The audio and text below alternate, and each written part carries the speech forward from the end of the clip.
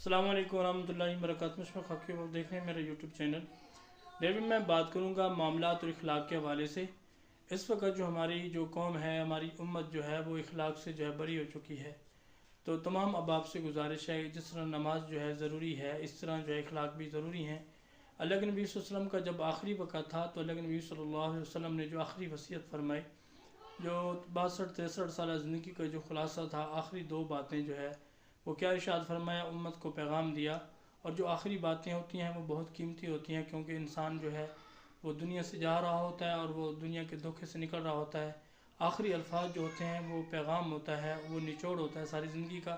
کہ اللہ کے نبی صلی اللہ علیہ وسلم نے امت کو کیا پیغام دیا؟ اللہ کے نبی صلی اللہ علیہ وسلم نے امت کو یہی پیغام دیا، الصلاۃ وما ملکت ایمانکم، اے میری امت نماز نہ چھوڑنا۔ اور کیا ارشاد فرمایا؟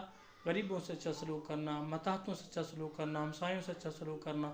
تو دونوں چیزیں ہیں، حقوق العباد کی بھی بات ہوئی ہے اور حقوق اللہ کی بھی بات ہوئی ہے، حقوق العباد کی بھی بات ہوئی ہے۔ تو یہ دونوں چیزیں جو ہے لازم مظلوم ہیں۔ ہم اللہ کے حقوق بھی ادا کریں گے اور لوگوں کے حقوق بھی ادا کریں گے۔ ان ساری چیزوں کا اہتمام میں بھی کروں گا، آپ بھی کریں گے انشاءاللہ۔ جزاکم اللہ خیر۔